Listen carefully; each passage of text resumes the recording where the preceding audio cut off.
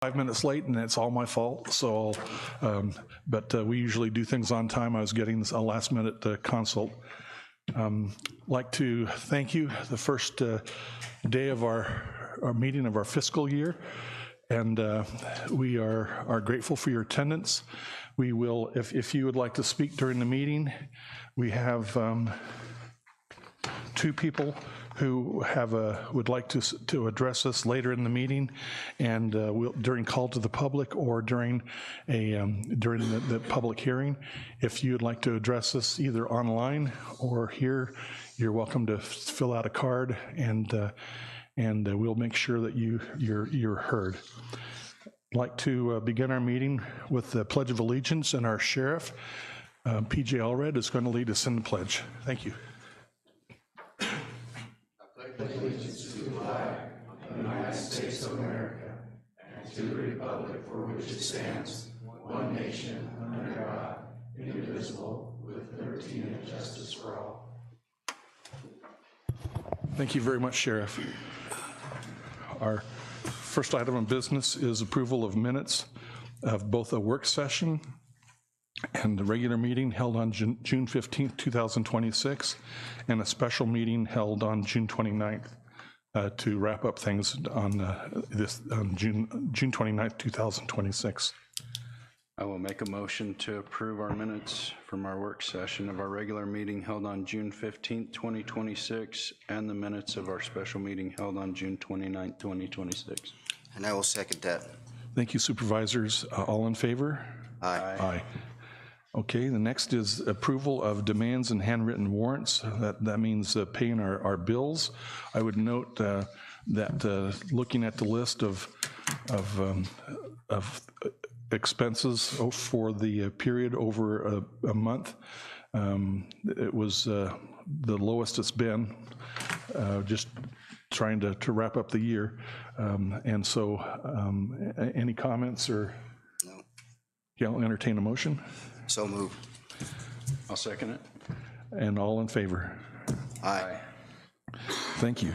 That carries, and I'll say aye also. The next is for Sheriff Allred. Will be presenting 2 items for discussion and the possible approval. Good morning, gentlemen. Morning. Morning. So yes, so my first one this morning is it's a renewal of a contract, one that we do every year. It's with Rob McDonald for the counseling services, for the alcohol and drug counseling services that go on inside of our jail. Mr. McDonald he's a pretty impressive guy. He's very diligent. He's there. He's comes there and helps our inmates and just another provider for them, just another outlet for them, helps them through whatever if they'll ask him and they allow him to.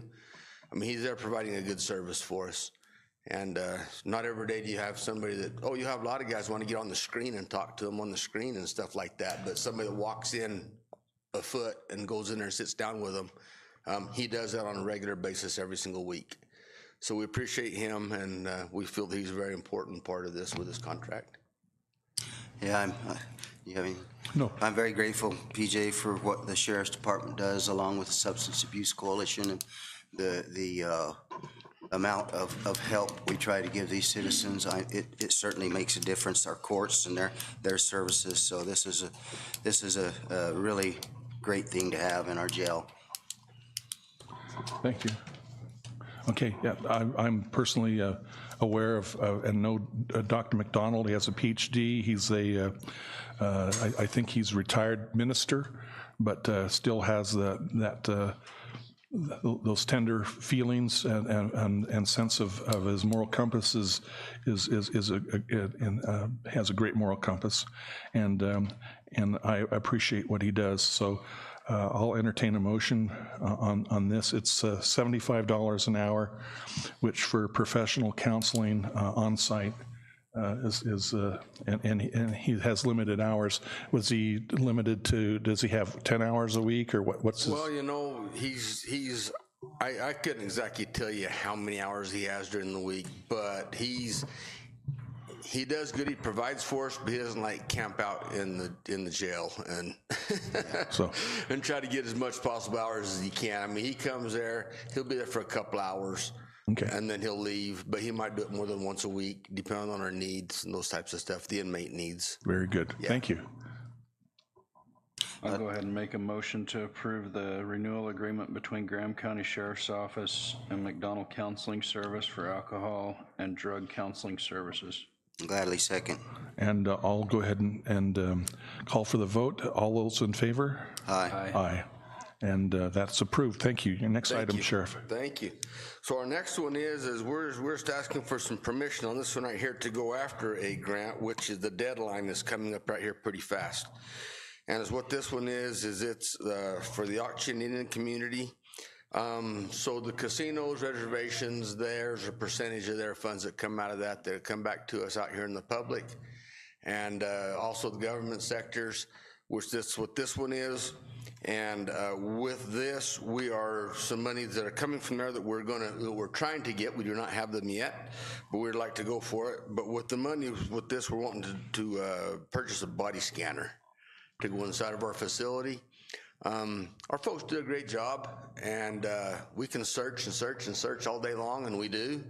We find a lot of stuff, but unfortunately there's things that a body scanner can search for that we cannot search for, and that will help us with paraphernalia, different drugs, just contraband, different things that could possibly come into your facility. And, not to stretch the imagination too much, but it might surprise you exactly what kind of contraband can come into our facility if they're not searched thoroughly, which that's what a body scanner can help us do. And so, once again, this would be money that come through the Auction Indian community, which we do house some of the Pasquayaki tribe inmates. We have a contract with them to hold them, which are we hold some that are not quite so easy keepers for them over there that our folks can handle well over here that our facility's set up for.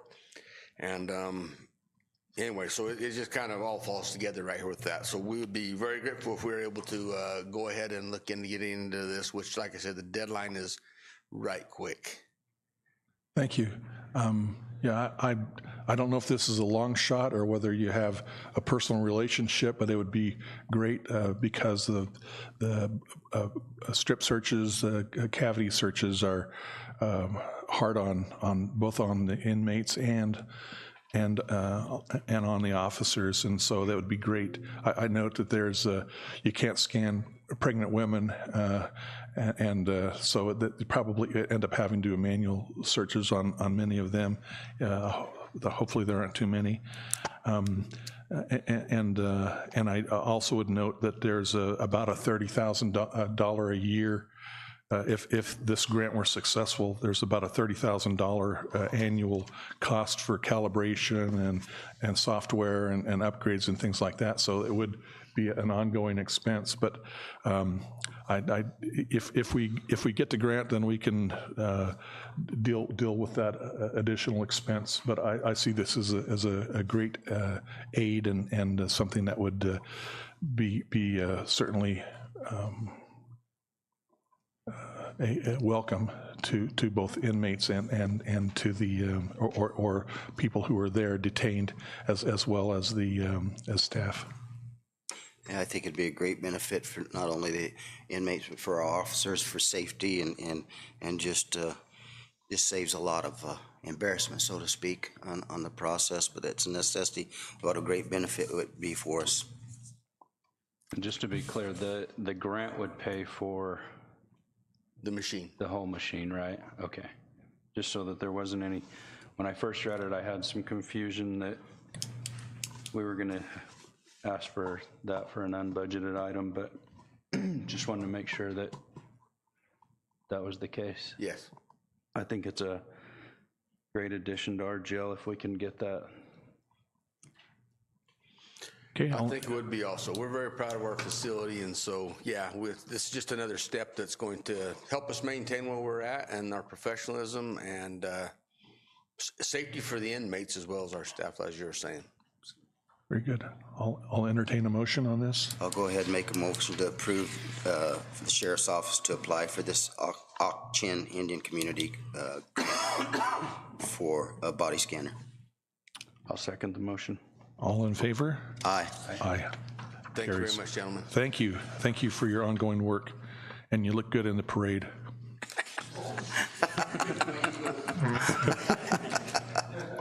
Next, we have from probation, Herman Andrews. All right, thank you. Good morning, gentlemen. I'm here to ask for approval of Resolution 2026-05 for a grant match that's required by AOC from the Juvenile Probation Family Counseling Program for the fiscal year 26-27. Can you refresh my memory, Herman, on the dollar amount? Was that $2,600? What was the actual dollar amount on that? Do you remember what it is, Julie? I have it right here. Yeah, $1,924. Okay, thank you. That seems very reasonable, and especially for a match. Any other questions. comments? No, I'll go ahead and make a motion to approve Resolution 2026-05 for the county grant match required by AOC for juvenile probation family counseling. I will second it. All those in favor? Aye. Aye. Carries. Thank you so much. Next, we have our Health Department Director, Brian Douglas. Good morning, everyone.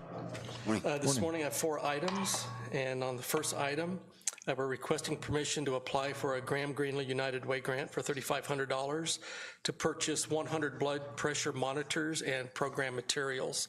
And Rosa Contreras, she's our Health in Arizona Policy Initiative Coordinator, or she's our HAPPY Coordinator, and currently she's addressing high blood pressure within our community. And however, the HAPPY grant does not allow for the purchase of certain items, and including blood pressure monitors. So we're requesting permission to apply for a United Way grant to purchase those blood pressure monitors and other items. Any No questions. comments? I did 35. If you have $3,500 and you got, if I understood correctly, 100 blood pressure. Right, they were at 35. They're around $30 to $32. Okay, and are these? Do they come with Are they like an automatic that they put around the cuff, or are they a finger or a pulse? A cuff, and they're battery operated. And would these be something that would then be loaned out or given out to residents? Loaned out. Okay. We would actually offer classes for those who would like to learn more about blood pressure. Loan them out like on for about a year, and have them monitor their own blood pressure at that time, write their readings down every day, and then and get with their primary care physician if they need additional treatment. Good. Well, I can see an immediate benefit not only for the health but financially if people are monitoring their blood pressure and preventing a stroke or some kind of a cardiovascular accident. And ending up in a care center as Altex recipients, that certainly would be a preventative, and it's no dollars from us if the grant is approved. It's from the United Way, which is from all of us, right. All the residents. So I like the initiative and wish you well with it. Any other? No, I'm good. Just make everybody happy. Yeah. I'll go ahead and make a motion to approve the Graham Greenlee United Way grant for $3,500 for blood pressure monitors. Second the motion. All in favor? Aye. Aye. Okay, thank you. And on the second item is we're requesting permission to approve an updated Prop 21 Smoke-Free Arizona IGA Amendment 2. This amendment, it's reducing our funding this year by $13,000. And Prop 21 Smoke-Free Arizona, it's funded through a dedicated a cigarette tax. and due to a reduction in smoking, that the tax dollars are reducing as well. And this grant will gradually reduce over the next several years to $28,000. Next year will be reduced by another $8,000 to $10,000, and then another 8 to 10 after that. Evidently, the program's working. Right, we're working ourselves out of a job. Yeah, So, that's so good. we're doing good. That's good. Great. Are the pouches, the smokeless tobacco, are they included in this? Yes. I mean, are they also taxed and you're receiving benefits from that, or are they untaxed as far as, because First Thing First doesn't receive anything, well, not from vaping, and I don't know if they receive anything from smokeless tobacco. I believe with smokeless tobacco and cigarettes, there's a good question about the smokeless, but I do know that there's a $2 excise tax on the cigarettes and cigars and so on. I know it's just a standard retail tax for vaping, and they're trying to get vaping on the cigarette tax as well. Let us know as you visit with other health departments if the board can advocate at the state level for increasing the levy on that tobacco if it's not already there, and vaping also. Okay, I'll entertain a motion. I'll go ahead and make a motion for the approval of updated Prop 21 Smoke-Free Arizona IGA Agreement Amendment 2. I will second it. All in favor? Aye. Aye. Okay. Okay, and the third item is we're requesting approval of the indigent disposition policy, and the main focus of this policy is to deem cremation as the main disposition of a decedent when Graham County assumes responsibility.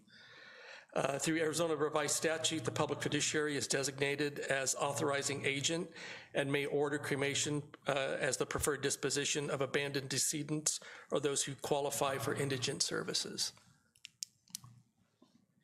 Very good. No questions for me? And for the public, there is an exemption or an exception that you can apply for if from a religious or other reason that you prefer strongly earth burial, and so this doesn't automatically mean everyone is who's a county using county funds for their final wishes ends up cremated. So we this is brand new. We haven't worked through the exemption process, or exception process, but I appreciate the fact that that's there. And my only other point of not necessarily concern, but as far as the cost of this, sometimes it's hard to locate family members, and or to if someone's being there's a disagreement on final disposition, then sometimes that can cause the long delays, which would then, if we're paying refrigeration costs for the cremation, then I would look to possibly fine tune that next time we renew our contract. Okay. So that just from my. And just placing a cap on cremation? That would be ideal. Otherwise, it could be more costly than earth burial if there's not a limit on the length that we are required to refrigerate. Okay, that's probably too much information for the public. So I'll entertain a motion. Go ahead and make a motion to approve the indigent disposition policy. I'll second the motion. And all in favor? Aye. Aye. And our fourth item is requesting permission for Emily Riddle for out-of-state travel to attend the American Public Health Association annual conference in San Antonio, Texas.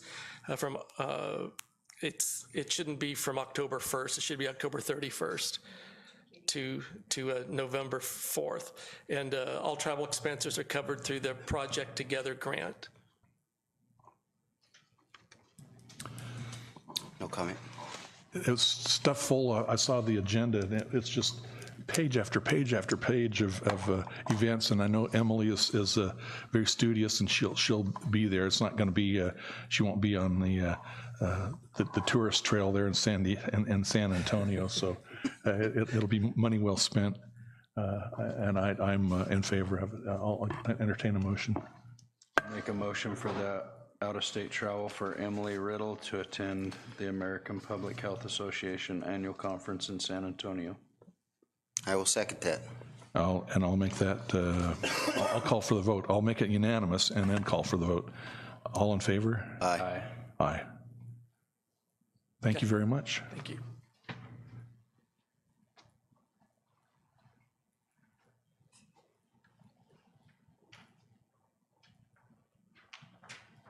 Invite Stephanie up. Thank you. And we have our Justice of the Peace, Stephanie Newton, who will present on indigent defense at the Justice of the Peace level. Good morning. Good morning. Good morning. So I have 6 items on the agenda. 5 of those items are all the same. I'm looking for approval for the indigent defense agreement between Graham County Justice of the Peace with attorneys Josie Lopez, Raven Geyser, Dennis McCarthy, Daisy Flores, and Rebecca Johnson for the fiscal year of 27. These are for the Graham County misdemeanor contracts, and they mirror the fiscal year 26 with no increase.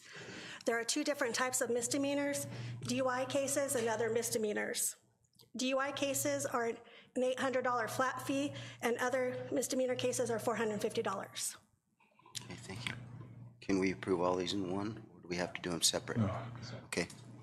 I did have a basic question before we individually approve these, and that is what it's just an estimate, what percentage of people that appear before you who utilize a indigent defense? For misdemeanors, I don't have a percentage, but I would say it's probably under 10%. Okay, and then DUIs, is that much higher? No, it's about the same thing. We majority appoint our misdemeanor contracts on DUI cases. Okay. Very rarely do we appoint for other misdemeanor cases. And then finally, the question is, do the each of these agreements, I wasn't didn't look, I guess, carefully enough. Is this a flat rate or is this a per case rate? It's a per case rate. Okay, very good. Okay. Okay, I'll entertain motions on each of these. I'll make a motion to approve the indigent defense agreement for Josie Lopez. Okay, all in favor? Aye. I'm sorry, let's go with the motion. Yeah, please, thank you. Supervisor. I'll second that. Thank you, Supervisor Mack. Yeah, all in favor? Aye. Aye. Next, Go ahead and make a motion to approve the indigent defense agreement between Graham County Court Justice for Attorney Raymond Geyser. I'll second the motion. thank you. All in favor? Aye. Aye. I'll go ahead and make a motion for the approval of the indigent defense agreement between Graham County Justice Court and Attorney Dennis McCarthy. I will second. Thank you. And all in favor? Aye. Aye. Go ahead and make a motion to approve the indigent defense agreement between Graham County Justice Court with Daisy Flores, Attorney Daisy Flores. I'll second the motion. Thank you. All in favor? Aye. Aye. And then we skip down to Rebecca Johnson, is that correct? Yes. Okay. We don't do the one with, We'll come around back to that. I think that's I'll go ahead and make a motion to approve the indigent defense agreement between Graham County Justice Court and Attorney Rebecca Johnson. I'll second. okay. All in favor? Aye. Aye. And now the counseling agreement for on-call initial appearances. Stephanie, if you'd like to explain that a little. Yeah. So the next one I have is the approval for the consulting agreement for on-call initial appearance master between Graham County Justice Court and Ricardo Guareno. This is the renewal of the 25-26 contract between Graham County and Ricardo. Guareno is our on-call initial appearance master for IAs that are conducted on Fridays, Saturdays, Sundays, and holidays. Per statutes, initial appearances must be held within 24 hours of the arrest. The IA rotation list includes Judge Peterson, Judge Ragland, Judge Aiden, myself, and then Ricardo. So we take a weekend rotation. Ricardo is the only one individual who is compensated for their time at a rate of $35 per hour. No questions? Okay, very reasonable. And I would note, thank you for those being on call on weekends and your work on weekends where you're not compensated, and extend that to also our judges who are in the rotation. I'll go ahead and make a motion to approve the consulting agreement for on-call initial appearance for Graham County Justice Court and Ricardo Garina, is that right? Garino. I'll second. Thank you, supervisors, and all in favor? Aye. Aye. Thank you. Thank you, Stephanie, for your work.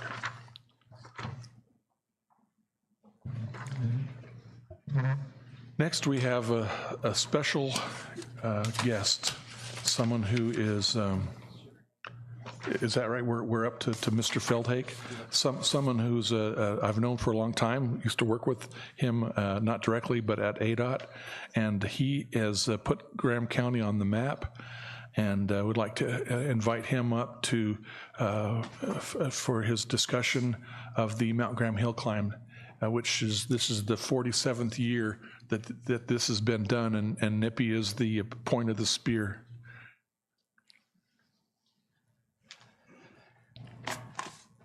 Thank you very much. It's a pleasure to be here.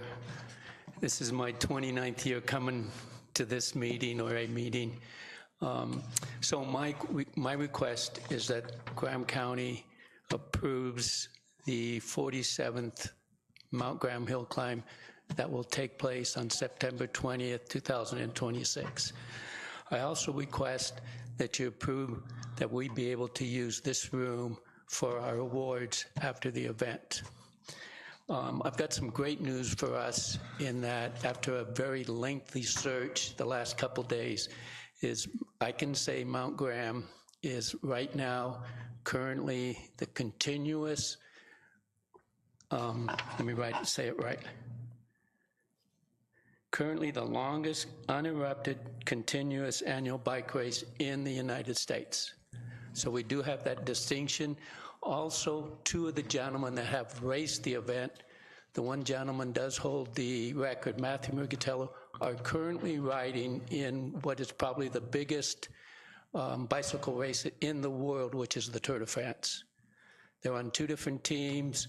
Matthew Murgatello, this is his first year, and he is probably considered the team leader for that pro team. So Mount Graham has a stepping stone to bigger things.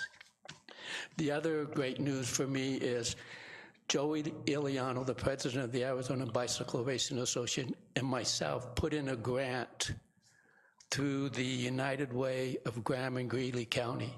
ADOT Risk Management, the new manager there, is requiring the $5 million insurance, which would cost me personally $2,000.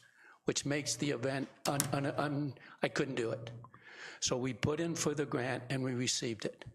So we now have the money to pay that extra $2,000 so I can afford to put the race on. So those are our good news. The last thing, I'd like to talk off after the meeting with Justin about what Graham County needs for insurance to include the sheriffs, so that we can use them up the mountain. If there's any special insurance we need or something like that. I know ADOT required workman's comp and vehicle insurance. So if you guys would need something else that we can use the sheriffs, because I have trouble getting DPS anymore, just because of lack of officers and stuff like that. Thank you very, very much. And any questions? Just on the United Way grant, did you have to actually apply for it, or was that the $5,000 minimum? We actually applied for it. You had to apply for that, okay. Yeah. Okay, they do have a $5,000 grant, I believe, for smaller type asks that you're also available through them. Right, we actually applied, Okay. just, not wanting to take more, we actually applied for $2,000 just to make it even. Okay. Okay. Very good. I would looked at your list of sponsors and local businesses, and it's wanted to thank our sheriff's office.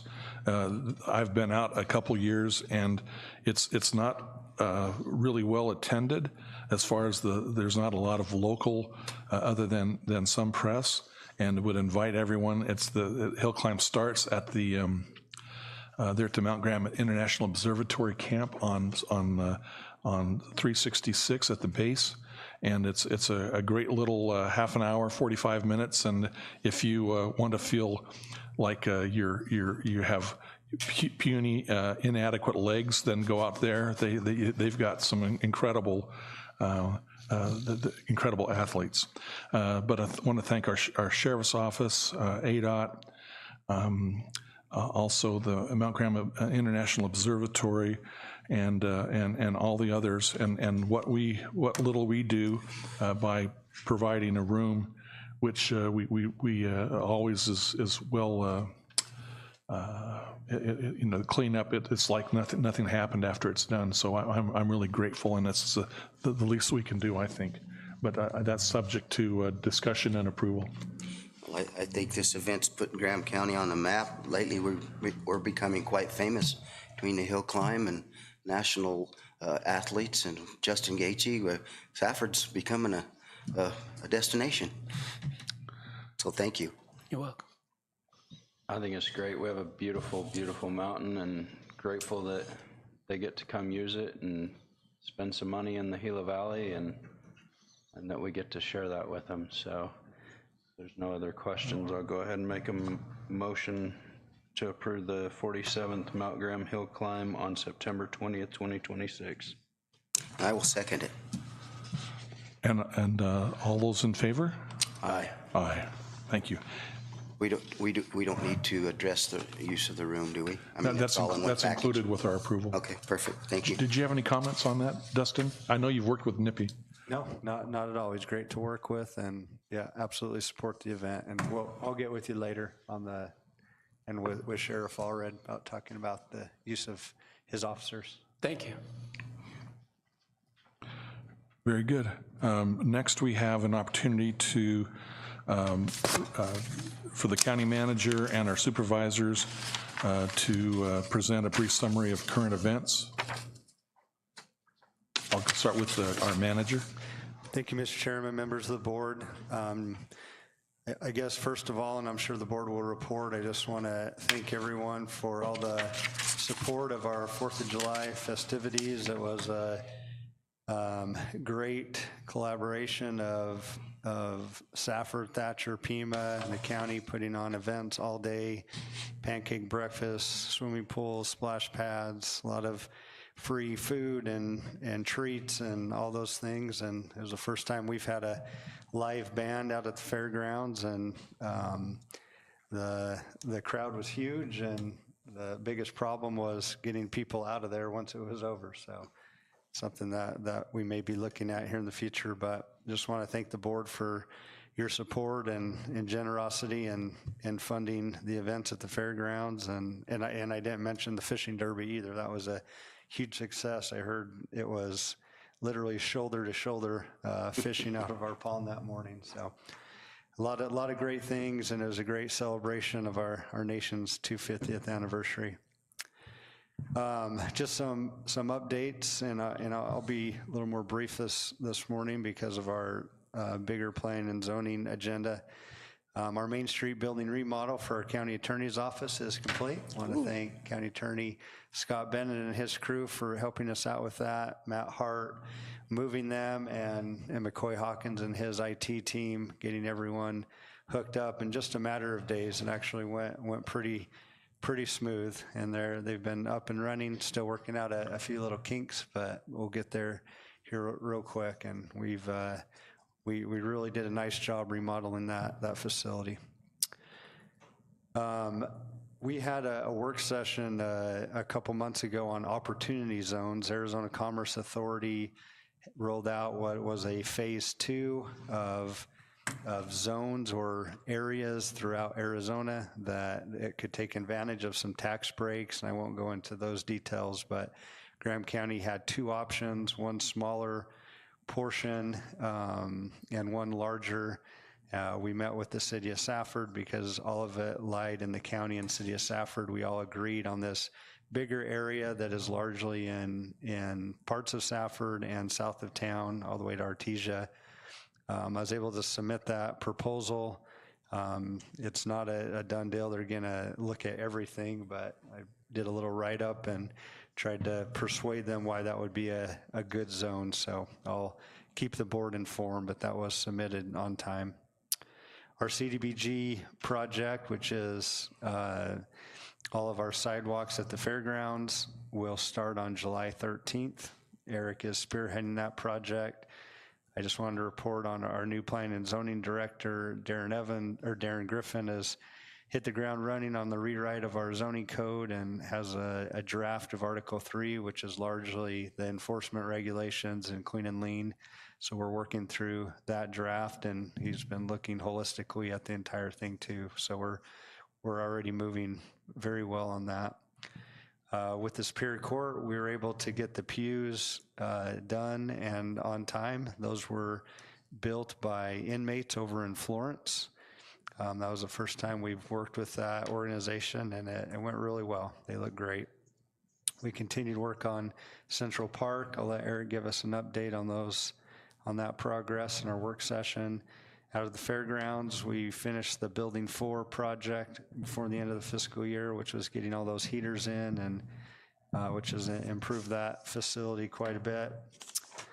And lastly, I'll just say, I just want to thank Julie Rodriguez and Jennifer St. John for all their work in getting us to the fiscal year end. We don't have numbers yet for you. There will be costs coming in over the next 5 or 6 weeks still that plus that we'll have to put into that budget year before we show the board where we finally ended up for the year. But everything went very well. The budgets in each department landed for the most part on budget or under budget, and just want to thank everyone for all their hard work. And that's my report for now, Mr. Chairman. Thank you very much. Supervisor Mack.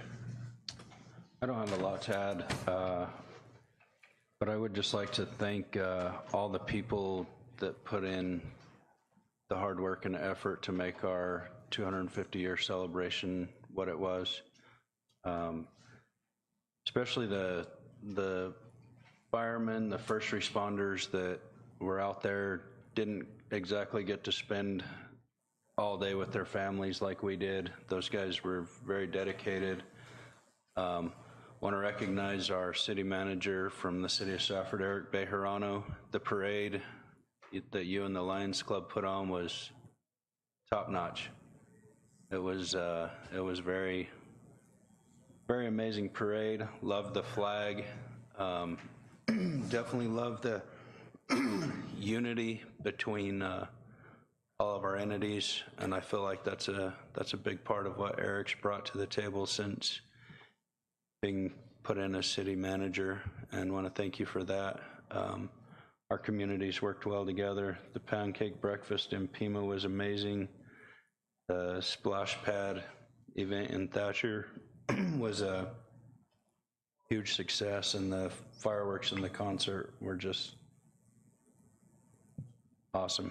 Trey, your guys did a great job on the fairgrounds getting it prepared, and it always looks awesome. You guys do a great job, and just want to thank everybody that put in time and effort to make our celebration a success. Great. Thank you very much, Supervisor. Well said. Vice Chair. Yeah, I'll just echo what Clay said. Probably the best 4th of July parade I've ever seen in this valley.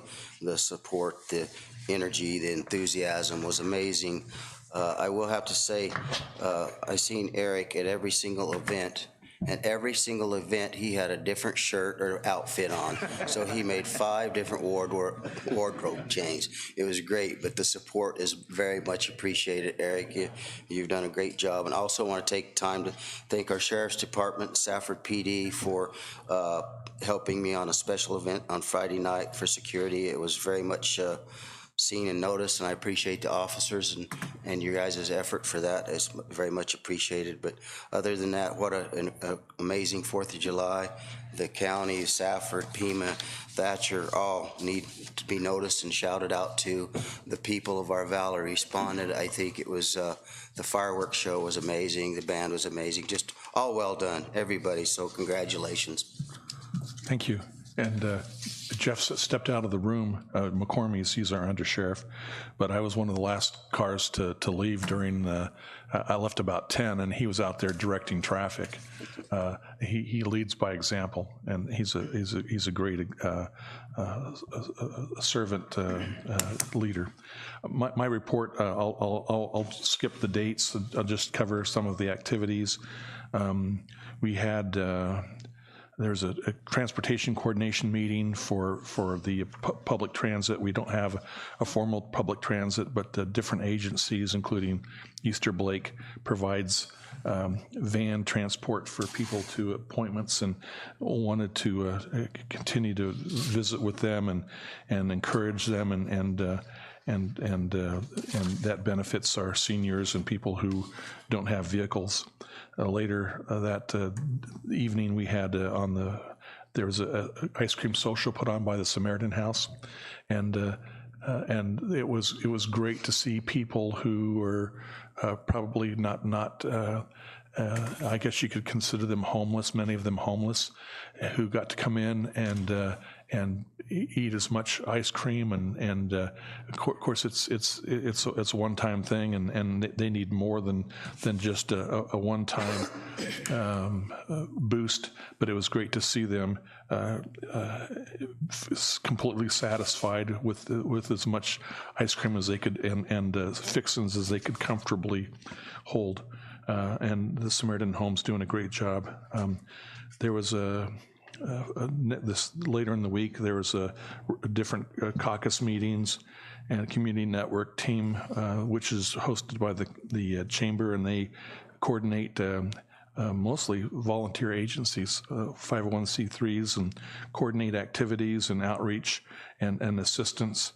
And then there were several meetings that Dustin and I both attended to planning meetings for America 250, and there was an end of session wrap-up seminar by our County Supervisors Association, Rural Transportation Coordination meeting.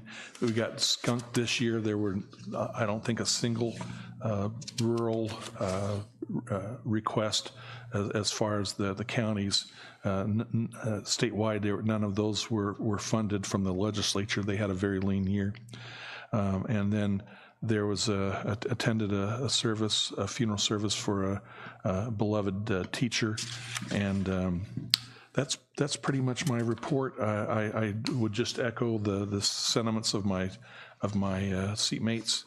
It was great to see people come together, and Mick Reese from the city of Safford was in charge of the parade, and it did very well, and like to thank all the veterans. I know that both Mick and Eric are veterans, and thank all of those who are here who are also veterans for their service to have helped build our country. And last of all, I want to thank God for our country. And we had probably one of the most pleasant evenings as far as weather in the middle of the summer. It was overcast, there was a breeze. It was amazing, and that's a gift from God. So that's my report. Next, we have 4 public hearing, 4 items in our public hearing. So I will exit the supervisors meeting and open a public hearing and invite our Darren Griffin up to make a presentation on these 4 requests. The first is a proposed road name, and those are usually pretty simple. All right, thank you. First one is there was a name request changed by Robert Messer, who's actually the father of the Keefs who live there. Proposed road name is Keefs Place. It currently is Lemur Lane. So I have it pulled up there so you can see where we're looking at. And that's the only house on there, and probably will be the only house on there. It's the road doesn't go anywhere past that, except for there's I think a farm road agreement, so the farmer can get to the bottom parcel. No, very, very simple, very, it's not an issue with me. I have two comments. One is a question and a comment, excuse me.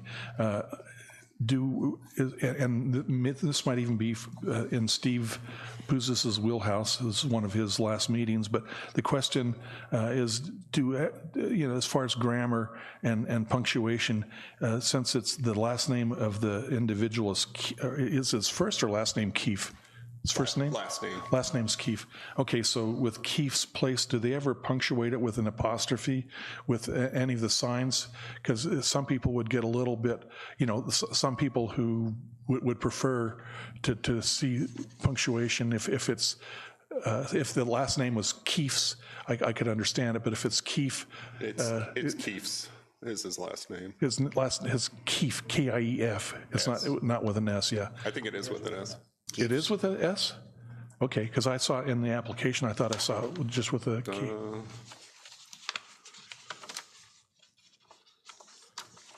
Double check. And anyway, that's a little, just wondering for future if we can include, what's the?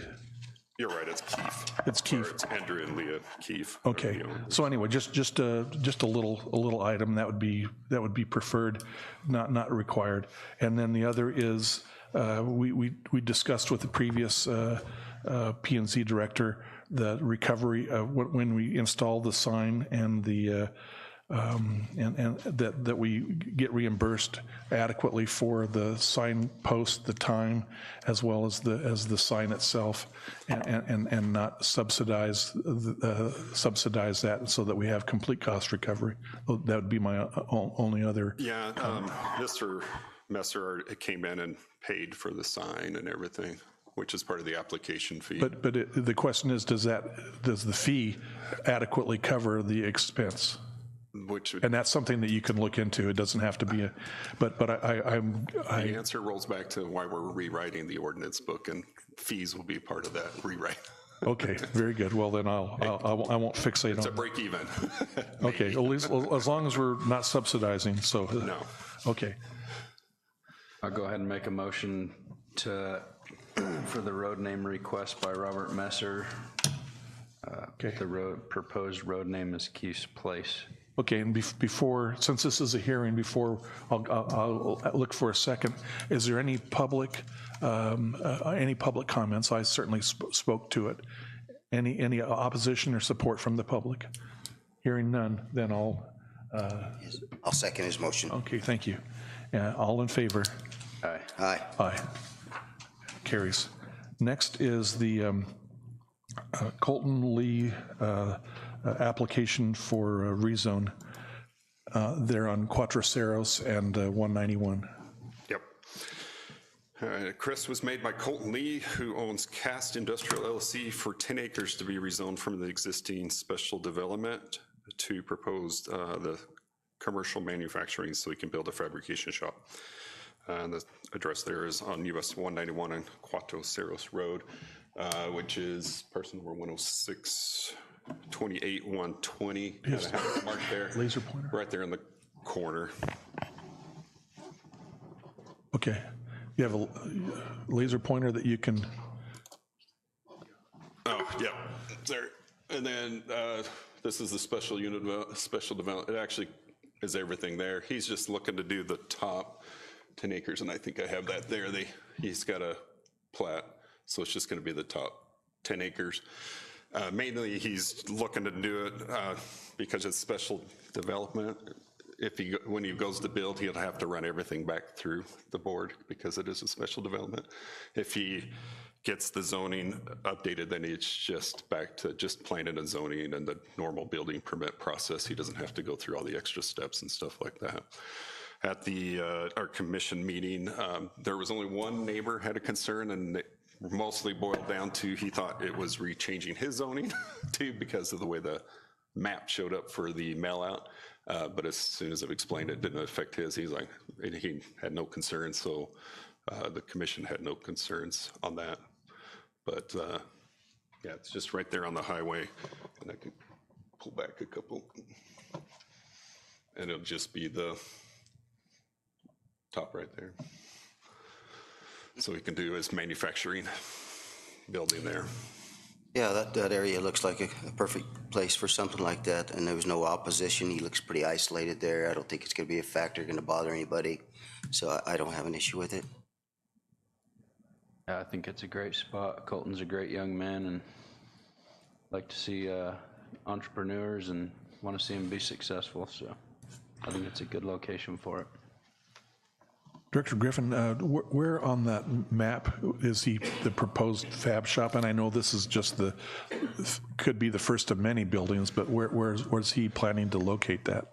He, for his stuff and the trucks, he's bringing in a little bit. His preliminary, because he talked about last time, was to come in off the north, but have enough, he'd be, I don't know if he's going to be central, but he'll be kind of a little more north at the first part, so he can add on later to the south. But because of deliveries and stuff, he's plans on being kind of far back off the road, just to be able to make sure he has plenty of room to get in there and stuff like that. He's pretty preliminary at this point, my understanding, but just I had enough, or he's still drawing everything out, but I had enough to know that if ways to get rezoned would make more sense, so he can move forward as soon as he gets everything lined up. Yeah.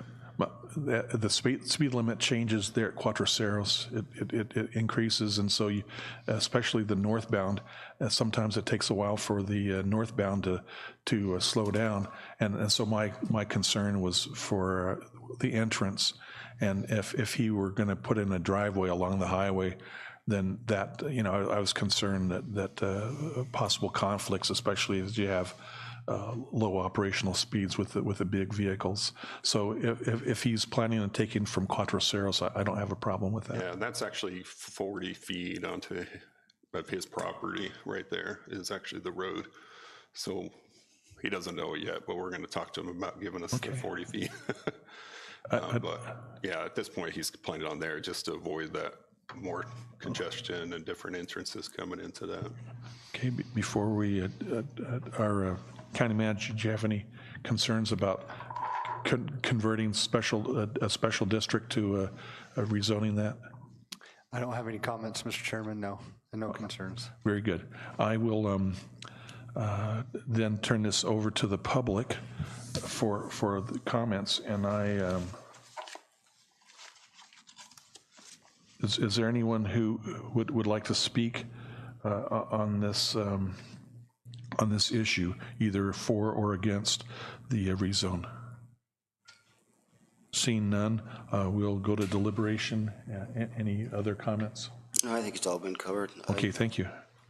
I'll entertain a motion then. I'll go ahead and make a motion to grant this request as written. I'll second the Thank motion. you. All in favor?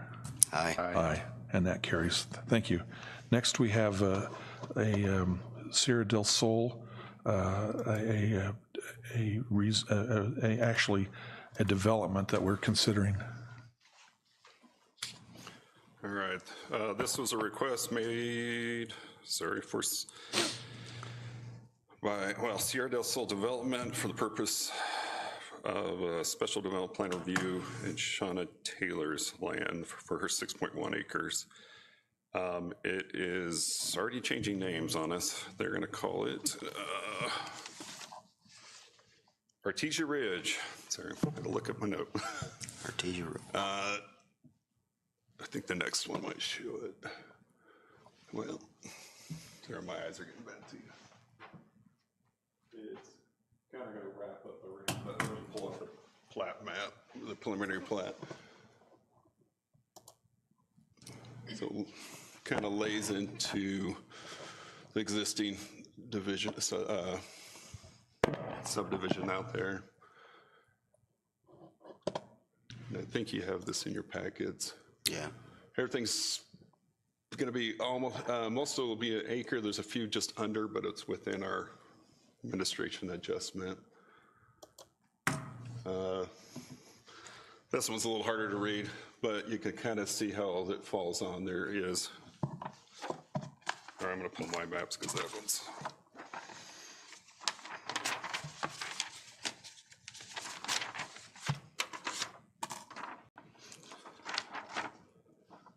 Hopefully everybody else's eyes are better than mine.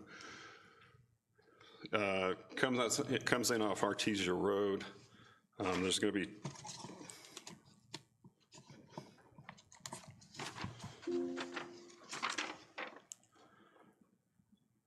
it's going to have a couple.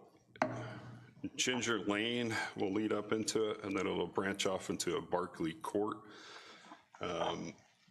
You can see there's going to be a turnaround up to the north with an emergency exit coming into Morning Dove.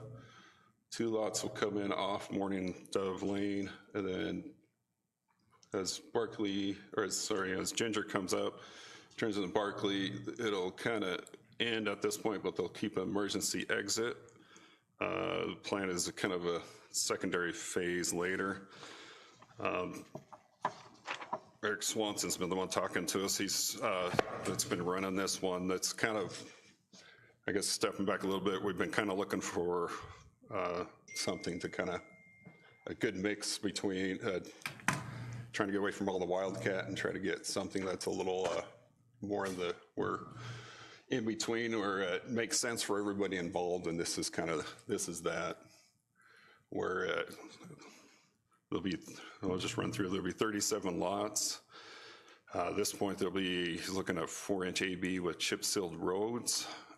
Currently our code calls for 6-inch, so it'll be a little different. They're doing on-site retention for all the drainage. You can kind of see even that they're trying to keep the flow of the lots with the current flow out there. So we're thinking the current water flow is on the back end of the lots for everything. So they're not blocking any of the current flow or anything, but trying to keep with what's out there, but also keep their lot retentions and stuff on that. It's going to be septics with wells, and they're going to look into work with us on Artesia Road with a joint improvement on Artesia, then conveying that over the county upon the board's approval. Trying to think of anything else. The road width is, I think, 46 feet. That's 13 and 13, and with yeah, it's going to be 46 feet right away. Yeah, slightly less than our ordinance calls for 50. But I know he's been talking to Eric Engel, and they've been talking to the highway department, and my understanding is they'll be okay with that width based on that. I know they've also been talking to Gavin North, the health department, and it's because of the concern with the septics and the drainage to make sure there's not going to be any issues there. So it's part of the reason why they're making sure that there's kind of that's pushing that to the edges a lot, so they're not having issues with any leaching out into the current waterway rights and stuff like that.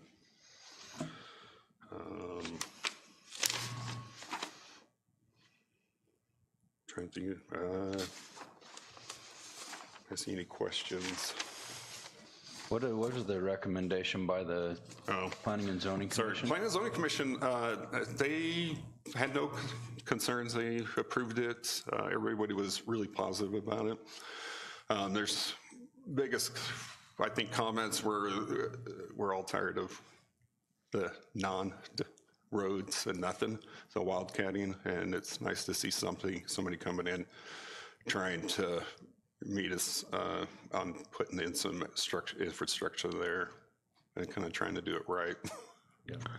And so that's the biggest comment in the thing. But the commission approved it unanimously. There's no no concerns.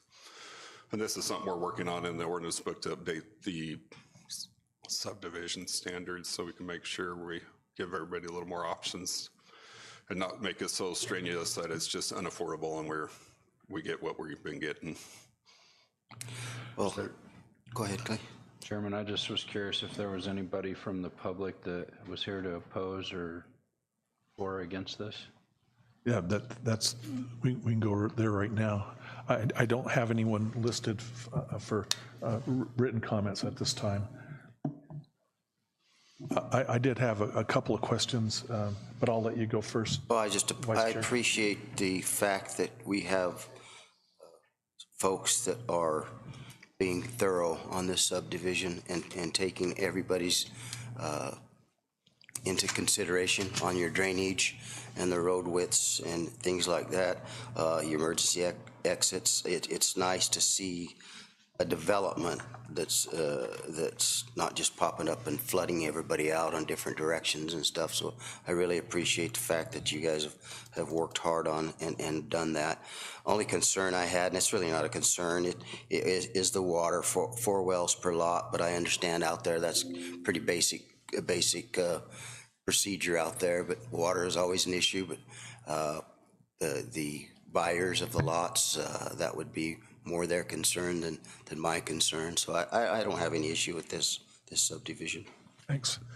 I have there's a lot, really wonderful number of positives about this, and I compliment the Eric and his consortium for putting this together, and hopefully this will be a beginning of future development where we have a hybrid. I had a couple. My first question was Thunderbird Valley on the east side of Highway 191. We have chip sealed roads and no curb gutter. You know, it's basically chip sealed roads.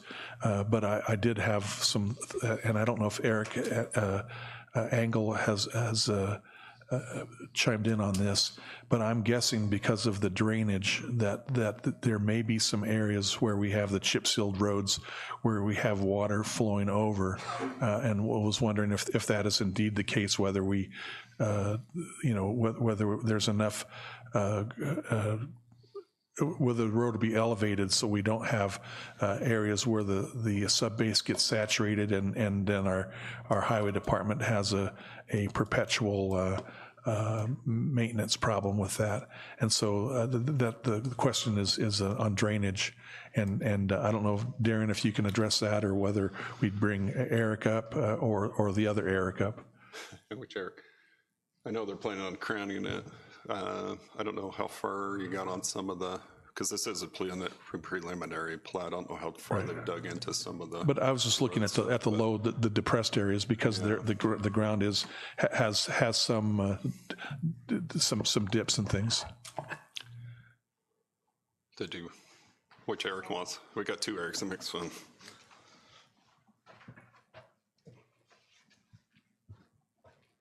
So it is preliminary, and so there's not really, it's not 2 grade, and I don't think you guys have taken it much further than that at this point.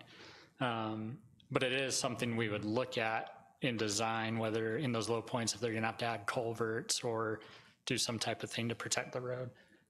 They're proposing 4 inches of AB on a double chip seal, which is probably a little bit light on a street section. I know the county, typically when we chip seal, we'll go 6 inches of AB. So that is something, if we're gonna maintain it, how long it's gonna hold up before we're gonna have to do work on it. But yeah, that's all things we'd look at in design on those low points. Okay. And see with water. So. Yeah, as long as that'll get addressed, and so we're not taking on a large maintenance. The other, maybe you could step back up, is the actual right of way, because we're looking at 46 feet, and if our county standard's 50, is there a compelling reason to make that adjustment? Because I think that the next developer would probably say we want 46 foot too. Yes, it worked out that way because they had some easement shown on there. And I asked them, why don't we just make that the full right-of-way width? And so it ended up being 46 feet. I talked to the highway department, and they said that's more than enough because of the road section, we're gonna be they're gonna dedicate that 46 feet to us, which is basically shoulders or drainage. And so we really don't need 50 feet necessarily just to maintain another. So are we willing to change our standard to 46 for the next one? Potentially. I think, it's kind of a case by case. So with 1 acre lots, I mean, your lower density, you have these wide street sections with only a 26-foot wide road that's chip sealed. I don't know, it might be a case by case or depending on lot size or density of how much right of way. I mean, that's how we look at other roads in the county is how much right of way we actually need. Okay, well, let's make sure that we indicate that this is case by case and that it's not a, something where we're changing. So I'm okay with that. Last question is on the emergency access.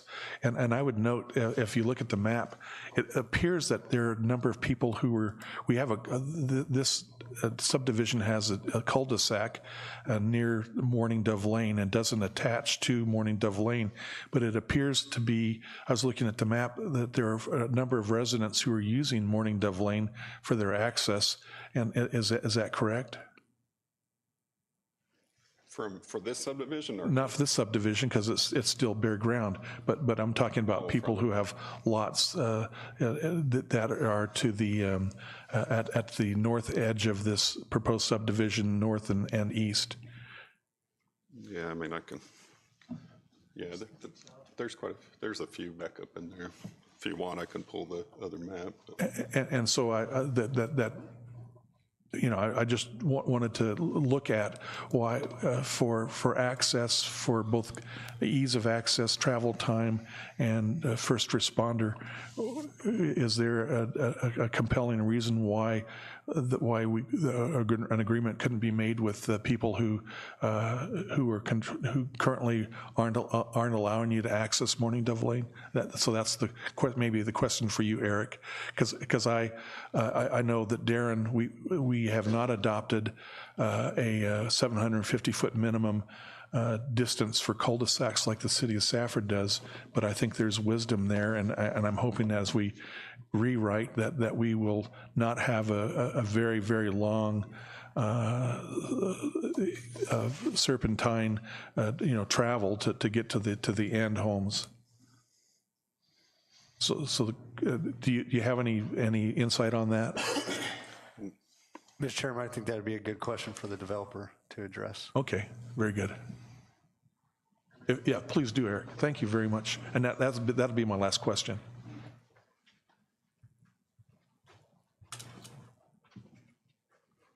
Thank you, Chairman and Supervisors.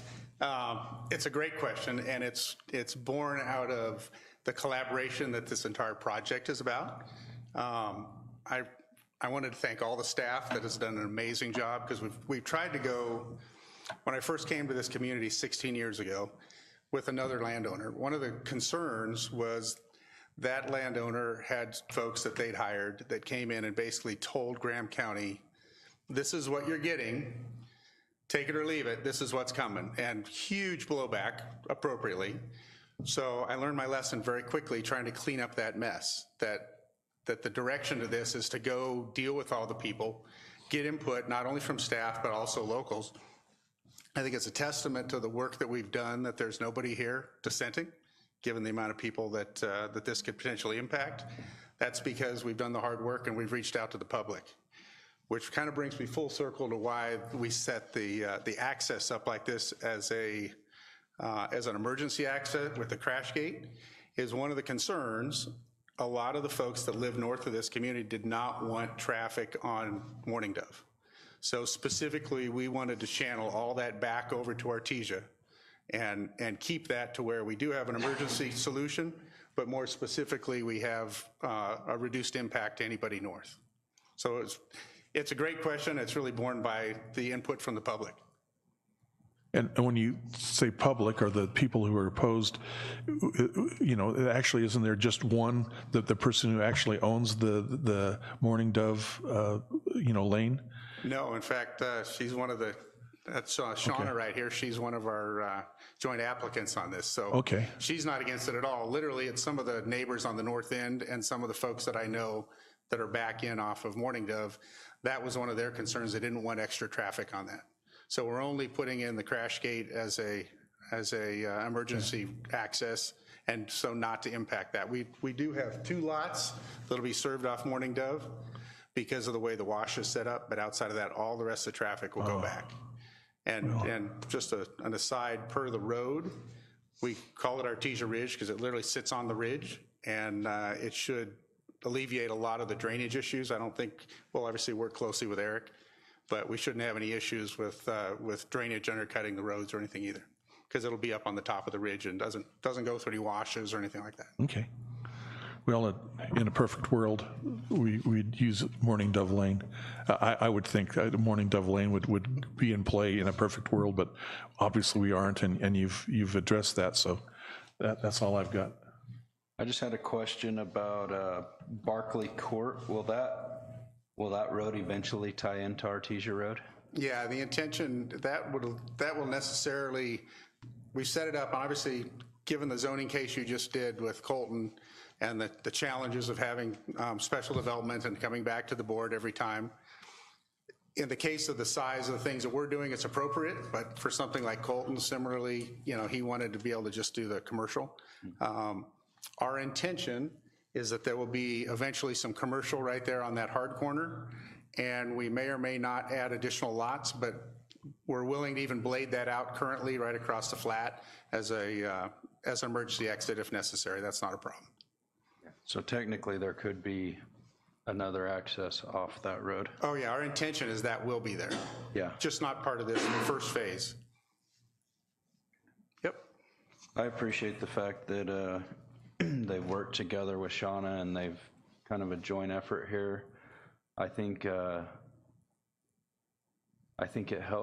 it's great that we're not going to have a whole bunch of lots sold with crappy dirt roads, and I appreciate Eric and his group for not just doing another Wildcat subdivision and being willing to work with the county, and so I don't have any problems with it.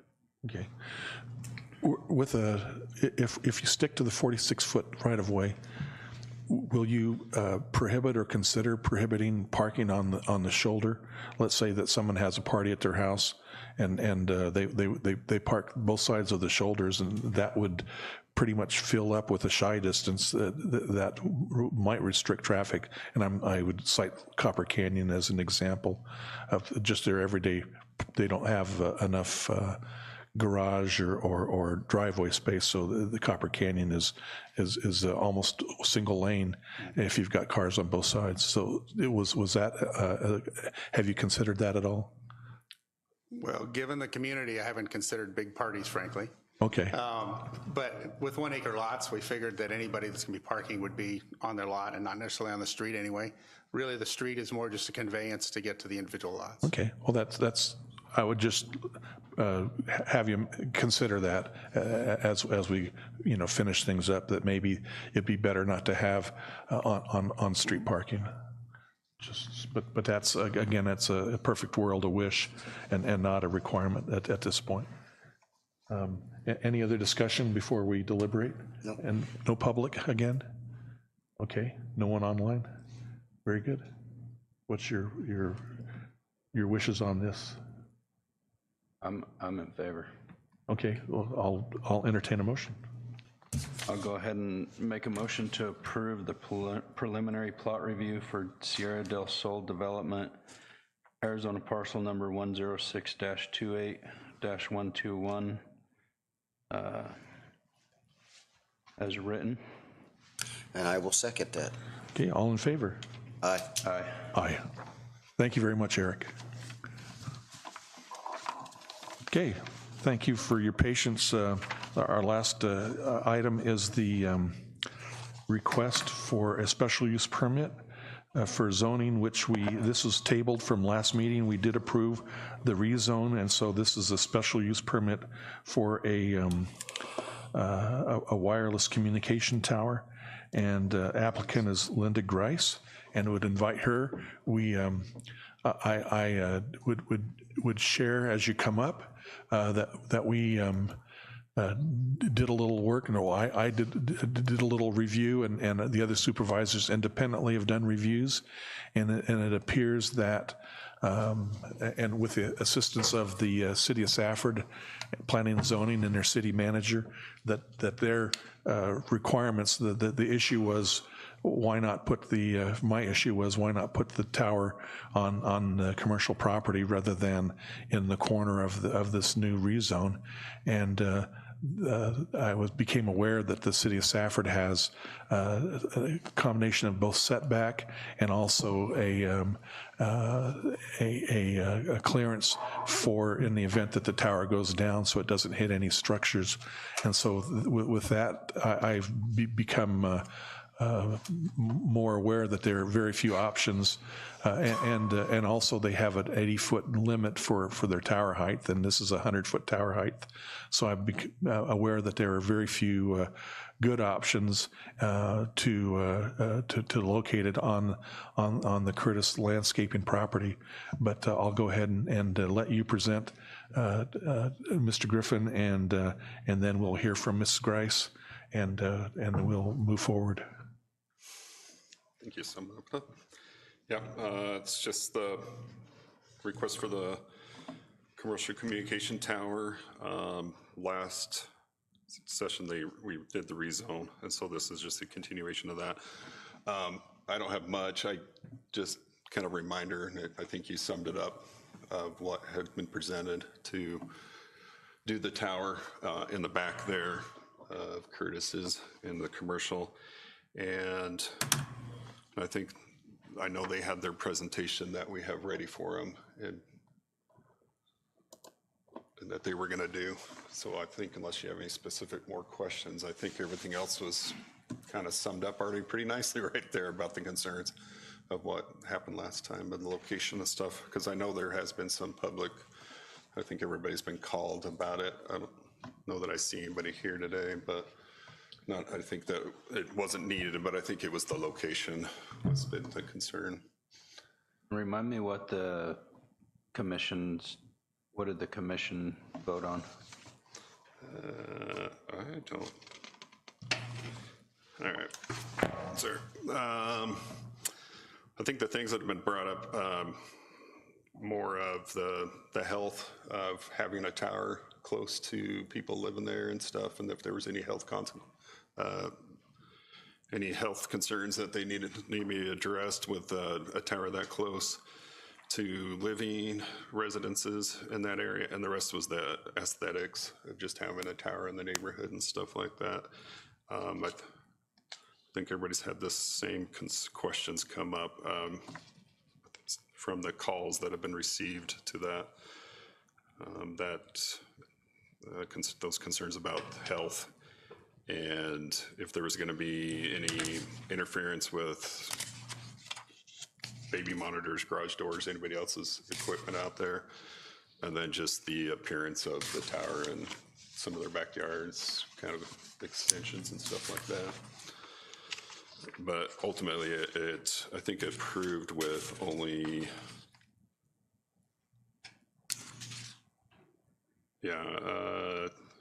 Summers is the only one that opposed it at the time. We had one opposed, and everybody else approved. And we're also, last meeting, we had our Vice Chairman Howard was not here, so yeah, by tabling it, we were able to include him and get his evaluation and input. But I'm leaning toward, even before the presentation, based on the information I've gathered, I'm leaning toward approval, but I'll keep an open mind. And there was a little miscommunication on which presentation last time, and so this one wasn't available. So this one, they did talk about FirstNet last time a lot. And this one, having reviewed a little bit, kind of touches base a little bit on, but is going to show us a little more, I think, the aesthetics and stuff that everybody was a little more concerned about last time, that kind of got tabled because of some of the missing information and Mr. Howard being gone. Well, I've since, if I may, Mr. Oh, yes, Chairman, please. I've since reviewed all this. This presentation is very thorough, answers a lot of questions. Really appreciate that. I will say that I, for one, have lived in a place where there's a large communication tower right in my backyard. Wasn't an issue. You get used to it. You look by it. It's a necessity for our police, our first responders, for people in general, for cell phones. It's also a private property issue with me too. People has property and they need to be able to have the ability to do what they want. This tower is needed. It seems to me like all the bases has been covered. People said their concerns. Myself, I don't have an issue. I think it'll be an asset. And matter of fact, where it's located, I've been to that place several times to buy plants and trees and things. It's tucked in a place where there's a lot of trees in front of it and some big trees to the kind of northeast side of it that shades it. Of course, it's 100-foot tall, but it's progress in our community, something that may be needed. So I don't have an issue with it. The presentation was very well, so thank you for that. Very good. Do you want to proceed with the presentation then? Do we need to proceed with the presentation? I've gone through the presentation myself, and I don't have any issues with it. Most of my questions were answered just reading through it. Very good. Well, we don't want to prevent you from testifying, but you're certainly welcome to come up, and I think you've got a pretty good indication of which way we're leaning. Speaking of towers, not the Leaning Tower of Pisa, but... No, please no. Good morning, Chair and Supervisors. My name is Mike McLaughlin. I'm retired fire chief out of Sacramento County in California. I had the honor of serving on the Western Fire Chiefs Board of Directors when I was active. In my retirement, I'm working for the Western Fire Chiefs Association, which represents the 11 Western states, including the state of Arizona. The work that we do is advocating for dedicated spectrum for wireless, for public safety. So having dedicated spectrum so first responders don't have to compete with bandwidth for over commercial airwaves. This morning, obviously this project is before you, and I guess I would, based on the conversation asked, we're more than happy to do it. I can't sing, I can't dance, so it's not going to be super elaborate, but on my end, but can't speak for the folk behind me, but we're happy to go through it if you'd like. So certainly, I guess the wishes of the board of what you'd like us to do. Okay. I've read through it. I don't think you need to go through it myself, but that's just my opinion. I'm satisfied with the information that I've received. I agree. Okay. Well, save you some time since you have to travel. Yeah, so. We're good. And we're certainly happy to answer any questions you may have. Well, I'd like to hear from Ms. Grace, Mrs. Grace, just to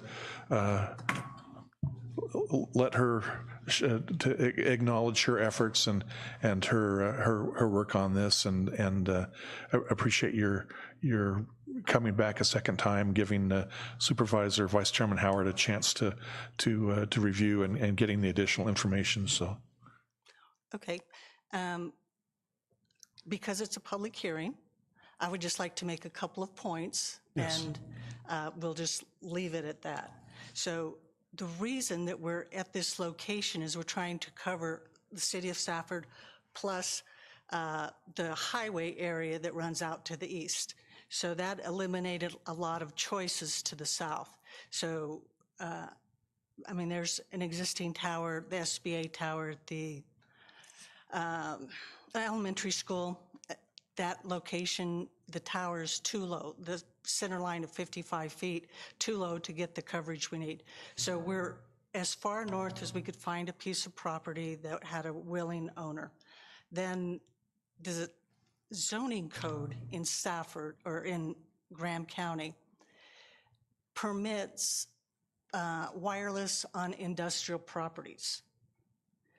Any other property, it has to go through a special use permit.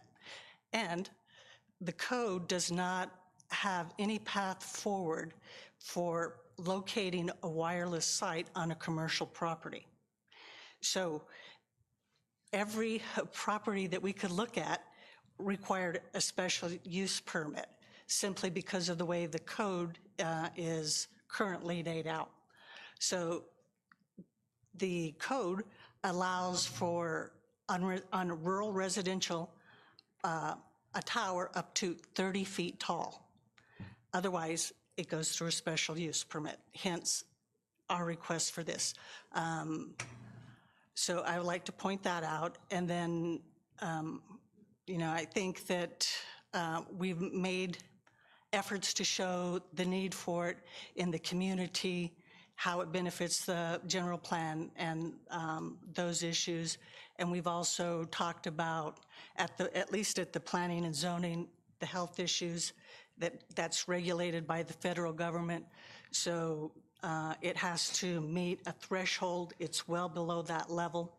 And we've tried our best to stay away from people's houses, again, away from residential pieces. So we looked at parcels inside the city of Stafford, and this was a site that gave us the greatest distance from residential houses. So that's kind of a thumbnail of why the site is at this location. Sure. And with that, I'll stop. Well, thank you. I was personally, I just, special use permits are when there are no other, that was my perspective, when there are no other options. And I had thought that the siting it on City of Stafford property was an option, but I realized after getting more information that it was, that the process was long, that they don't have a provision for more than 80-foot height, and so that to make this go forward, that the special use permit to me was justified. So, but thank you very much for that, and for your patience with with me. Our board is easier to work with than me. So I'm sorry that's I just ask a lot of questions. So, but thank you very much for that, and I did review the concerns about the electromagnetic waves. FCC has indicated that is not, as long as you aren't above their threshold, that you can't prohibit the tower because of that, of those fears, because it is something that they've quantified and that they approve if it's below a certain level. So for the public, that's been addressed. Whether there are skeptics and people who still think that they're being impacted, that's just a matter of their own opinion. So, anything else? I just appreciate your thoroughness and the information you've supplied to us. You've done your homework. You've been very thorough, and I appreciate that. I have no issue with this tower being built. Good. One last call for the public, and I'll. If there's no other discussion, I'll look for a motion. I'll go ahead and make a motion to approve APN 101-12-013, 11.46 acres. A request has been made for a special use permit for this area for a wireless communication tower. I'll second the motion.